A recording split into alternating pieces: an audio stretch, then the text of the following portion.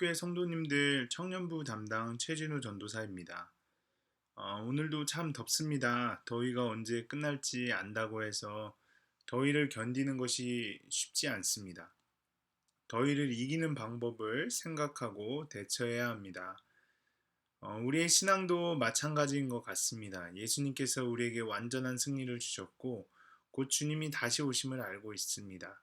하지만 그 사실을 안다고 해서 예수님을 기다리는 이 땅에서의 성도의 삶이 결코 쉽지 않습니다. 늘 영적 싸움이 치열하고 또 싸움을 승리할 방법을 생각해야 합니다.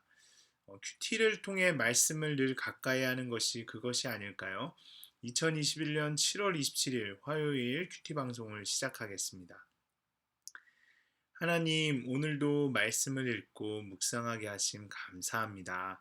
성령님께서 도와주셔서 성경을 잘 이해하고 삶에 잘 적용하도록 인도하여 주시옵소서. 감사합니다. 예수님의 이름으로 기도합니다. 아멘. 찬송가 361장 기도하는 이 시간 함께 찬송하시겠습니다. 기도하는 이 시간 주께 무릎 꿇고 우리 구세주 앞에 다 나아가네. 믿음으로 나가면 주가 보살피사 크신 은혜를 주네. 거기 기쁨 있네. 기도 시간에 복을 주시네. 고난 내 마음 속에 기쁨 충만하네. 기도하는 이 시간 주가 곁에 오사 인자신 얼굴로 귀 기울이네. 우리 마음 비우고 주를 의지하면 크신 은혜를 주네. 거기 기쁨 있네. 기도 시간에 복을 주시네. 고난 내 마음 속에 기쁨 충만하네. 기도하는 이 시간 주께 엎드려서 은밀하게 구할 때 곧 응답받네. 잘못된 것 아뢰면 측은히 여기사 크신 은혜를 주네. 거기 기쁨 있네. 기도 시간에 복을 주시네. 고난 내 마음 속에 기쁨 충만하네. 기도하는 이 시간 주를 의지하고 크신 은혜 구하면 곧 받으리라. 의지하는 마음에 근심 사라지고 크신 은혜를 주네. 거기 기쁨 있네. 기도 시간에 복을 주시네. 고난 내 마음 속에 기쁨 충만하네. 하나님께서 오늘 우리에게 주신 말씀은 사도행전 10장 17절에서 33절까지의 말씀입니다. 베드로가 본 바 환상이 무슨 뜻인지 속으로 의아해하더니 마침 고넬료가 보낸 사람들이 시몬의 집을 찾아 문 밖에 서서 불러 묻되 베드로라 하는 시몬이 여기 유숙하느냐 하거늘 베드로가 그 환상에 대하여 생각할 때 성령께서 그에게 말씀하시되 두 사람이 너를 찾으니 일어나 내려가 의심하지 말고 함께 가라. 내가 그들을 보내었느니라 하시니 베드로가 내려가 그 사람들을 보고 이르되 내가 곧 너희가 찾는 사람인데 너희가 무슨 일로 왔느냐? 그들이 대답하되 백부장 고넬료는 의인이요 하나님을 경외하는 사람이라.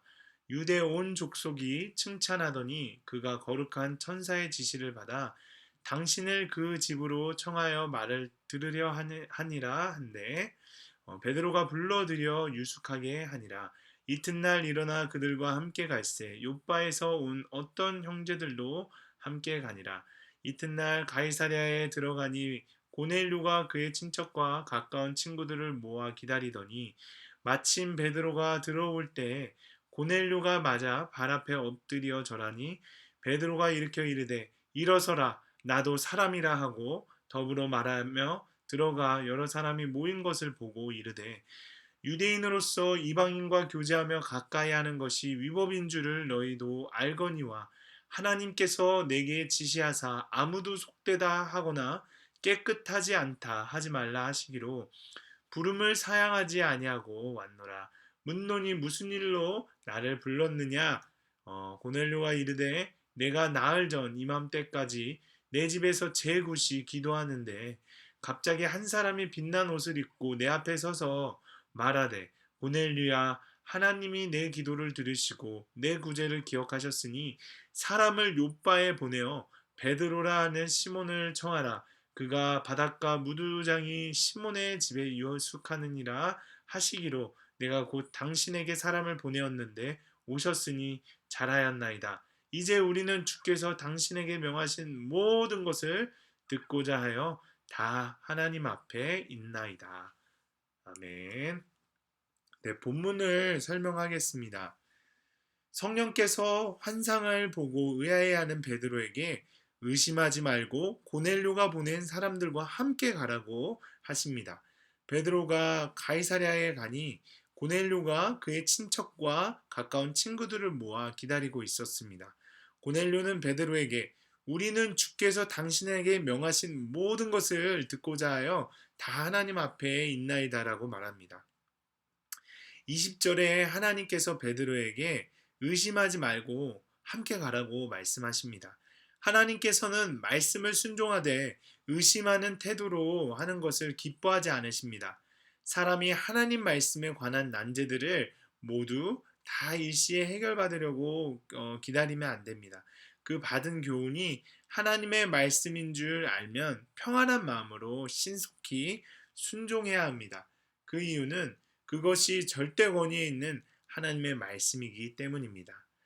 22절에 고넬료는 베드로를 초청하는 목적이 베드로의 말을 들으려 하는 것이니 라고 말하는데 곧 복음을 들으려고 하는 것입니다. 그는 기적보다 복음의 말씀을 더 원하였습니다. 이것이 바로 하나님이 원하시는 바입니다. 26절에 베드로는 나도 사람이라 라고 말합니다. 누가 인간 이상의 넘치는 대우를 받으면 그때 베드로처럼 나도 사람이라고 하면서 그런 대우를 거부해야 합니다. 만일 잠잠하여 그런 대우를 받을 때에는 하나님의 영광을 가로채는 죄를 범하게 됩니다. 30절에서 32절에는 고넬료가 자기가 베드로를 청해 오게 된 경위를 진술하여 보고합니다. 고넬료에게 의하면 그가 기도하던 중에 환상을 보았다고 합니다. 이것을 보면 신자가 기도하는 때에 하나님께서 그를 가까이 해주시며 또한 그때 하나님이 그 기도자와 더불어 교통하기를 원하심을 알 수 있습니다. 네, 다음은 적용입니다. 이방인과의 교제를 금지하는 유대인의 율법은 모든 사람을 사랑하는데 더는 방해가 되지 못합니다. 베드로는 이 세상 누구도 속되거나 깨끗하지 않다고 사람이 판단할 수 없음을 깨닫게 됩니다. 내가 만든 기준으로 저 사람은 안 돼 라고 판단한 적은 없습니까? 내 생각으로 피하고 싶지만 하나님이 함께하라고 하는 사람은 누구입니까? 이 시간에 한번 생각해 보았으면 좋겠습니다. 네, 두 번째로는 베드로처럼 인간 이상의 대우를 받을 때 막 칭찬받고 막 그럴 때 나도 사람이라고 말하면서 겸손을 유지하고 있습니까? 아니면 하나님께 이 영광을 돌리지 않고 교만한 마음을 품고 있습니까? 이 시간에 우리 자신을 돌아보았으면 좋겠습니다. 네, 오늘 함께 읽을 묵상 간증은 페이지 147쪽에 오경조 성도님의 의심하는 자입니다. 정년까지 별탈 없이 오랜 기간 안정적으로 잘 다닐 수 있을 것 같던 회사를 퇴직한 지 2년이 넘고 회사를 창업한 지 1년 가까이 되었습니다. 아무 준비 없이 갑자기 퇴사했기에 많은 두려움을 가질 수밖에 없었고 전혀 새로운 환경에 적응하려니 나 자신의 능력을 의심하고 주변 환경을 의식할 수밖에 없는 상황이었습니다. 특히 코로나19 사태로 온 국민이 경제적 어려움을 겪는 시기에 회사 창업이라는 새로운 도전은 저에게 너무나 두려운 일이었습니다. 그동안 공동체에서 믿음의 선배들의 수많은 간증을 들었음에도 오로지 먹고 사는 문제로 끊임없이 걱정하고 오직 새로운 환경에 적응해서 성공해야 한다는 생각뿐이었습니다. 오늘 본문에서 성령님은 베드로에게 두 사람이 너를 찾으니 일어나 내려가 의심하지 말고 함께 가라고 하십니다. 이처럼 저에게도 주님이 매일 주시는 말씀이 있고 같이 걸어갈 수 있는 믿음의 공동체가 있음에도 불구하고 코로나19 사태로 어려워진 세상 환경만 보여 우구심이 강하게 증폭되고 불안감이 고조되었습니다. 회사를 창업하는 과정에서 말씀과 기도로 준비하기보다 세상 일정에 쫓겨서 급하게 창업을 하게 되었습니다. 여전히 세상적으로 짠 하고 보여주고자 하는 것들을 내려놓지 못하고 마음속에 품고 살아오니 고넬료처럼 하나님이 들으시는 기도를 하지 못한 것입니다. 하지만 이렇게 저의 믿음 수준이 낮다 보니 하나님은 코로나19의 환경에서도 제가 하는 IT 분야의 일에 불황이 아닌 호황을 주셨습니다. 그래서 많은 일을 수주하여 먹고 사는 문제로부터 자유롭게 해주셨습니다. 퇴직이라는 힘든 고난 속에서 주께서 명하신 말씀을 들으려 하기보다 세상에서 힘 있는 자들과 사업적으로 먹고 살 수 있는 일들을 줄 수 있는 권력자들만 쫓지 않았나 저 자신을 돌아보며 회개하게 됩니다. 이제는 세상 유력자인 백부장과 같은 사람을 찾아 헤매는 삶에서 주님의 말씀에 목마르고 갈급한 자들에게 먼저 찾아가는 삶으로 변화되기를 원합니다. 그래서 믿음의 공동체에서 받은 은혜를 고난 가운데 하루하루 힘겹게 살아가고 있는 지체들에게 기꺼이 나눠줄 수 있기를 소망합니다. 여기까지 온 것이 저의 능력이 아니라 주님이 이끌어 주신 것임을 인정하고 주께 온전히 의탁하여 말씀으로 회사를 경영하겠습니다. 또한 세상 성공에 도취되지 않고 하나님 안에 있는 신앙인으로서 영적, 육적으로 균형을 잘 유지하며 걸어가겠습니다. 의인이요 하나님을 경외하는 사람이었던 백부장 고넬료처럼 육적인 성공에 자만하지 않고 하나님을 경외하는 사람이 될 수 있기를 소망합니다. 라고 하시면서 이렇게 적용하셨습니다. 회사 직원들과 함께 매일 말씀과 기도로 하루를 시작하겠습니다. 외부 발표 및 고객과의 미팅에서도 시작 전에 기도로 준비하겠습니다. 여러분들도 묵상 간증을 적어보시고 함께 주위의 사람들과 나눠보셨으면 좋겠습니다. 네, 그러면 이제 큐티 방송을 마치도록 하겠습니다.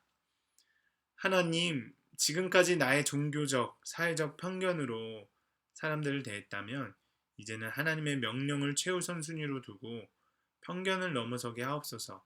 내가 만든 기준으로 남을 판단하지 않게 하시고 주님이 보내시는 사람에게 제가 가겠습니다. 만나겠습니다. 저를 통해 역사하여 주시옵소서. 예수님의 이름으로 기도합니다. 아멘.